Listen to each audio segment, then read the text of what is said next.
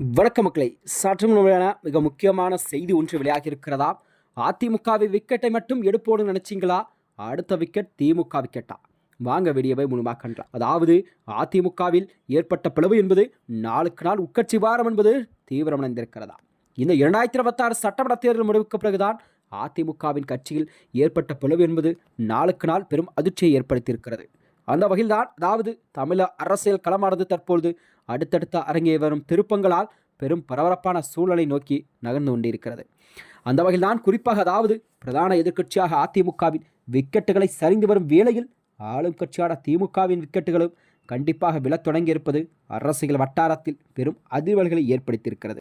இதில் அதாவது திமுக தரப்பில் விழப்போகும் முதல் விக்கெட்டாக தற்போதைய எம்எல்ஏவான ஓபிஎஸ் ஆக இருப்பாரா என்ற அரசியல் விமர்சனம் எல்லாம் தங்கள் கருத்துக்களை முன்வைத்திருக்கிறார்கள். அதாவது திமுகவில் உள்ள சில அதிருப்தி எம்எல்ஏக்கள் மற்றும் முன்னாள் அமைச்சர்கள் பலரும் நடிகர் விஜய் தொடங்கியுள்ள இந்த புதிதாக ஆரம்பித்துள்ள தமிழக வெற்றிக் கழகத்தை நோக்கி தங்கள் பார்வையை திருப்பியுள்ள சூழல்தான் இந்த புதிய தகவல் வெளியாகி இருக்கிறதா?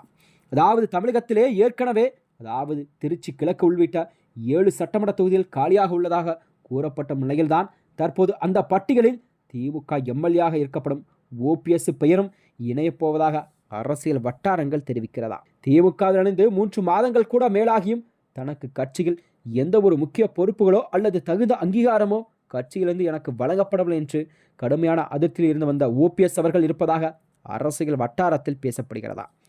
அதாவது கடந்த சட்டமன்ற தேர்தல் தான் வெற்றி பெற்றதற்கு திமுகவின் ஆதரவோ அல்லது கூட்டு உழைப்போ காரணம் அல்ல என்றும், முற்றிலும் தனது சொந்த முயற்சியாலும் சொந்த பொருளாதார பின்னணியிலும் பெருமளவு செலவு செய்துதான் எம்எல்ஏயாக வெற்றி பெற்றதாக அவர் தனது நெருங்கிய வட்டாரத்தில் குமரியிருக்கிறார்.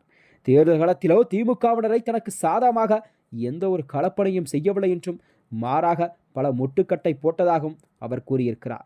இதனால் திமுகவை தொடர்ந்துவிட அதிலிருந்து வெளியேறுவதுதான் தனக்கு அரசியல் எதிர்காலத்திற்கு கண்டிப்பாக நல்லது என்று முடிவுக்கு அவர் வந்துள்ளதாக அரசியல் வட்டாரத்தில் பேசப்படுகிறதா? அதாவது இந்த கடுமையான அதிருப்தியின் உச்சக்கட்டமாக தனது எம்எல்ஏ பதவை முறைப்படி ராஜினாமா செய்துவிட்டு தமிழக வெற்றி கழகத்தில் ஒரு அதிகாரப்பூர்வமாக இணைய ஓபிஎஸ் அவர்கள் தீவிரமாக திட்டமிட்டு வருகிறாராம்.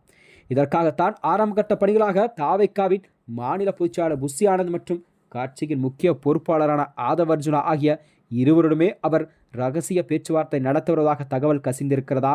இந்த ரகசிய சந்திப்பு மற்றும் பேச்சுவார்த்தை என்பது அனைத்து மிகவும் ரகசியமான முறையில் சென்னையில் முக்கிய பகுதியில் மற்றும் சில வெளி இடங்களிலும் நடந்து முடிந்ததாக அரசியல் வட்டாரங்கள் தெரிவிக்கிறதா? இதன் மூலம், அதாவது விஜய் கட்சியில் இணைவதற்கு முன்பாகவே அவர் சில முக்கிய நிபந்தனைகளையும் தாவேக்கா தலைமைக்கு விதித்துள்ளதாக தெரிகிறதா? தான் ராஜினாமா செய்வதால் வர இருக்கும் இடைத்தேர்தலில் தனக்கு அதேபோல் தனது மகனுக்கும் போட்டியிட நீங்கள் தகுந்த தொகுதிகள் போட்டியிட சீட் வழங்க வேண்டும் என்பதுதான் அவருடைய முதல் நிபந்தனையாக கூறப்படுகிறதா?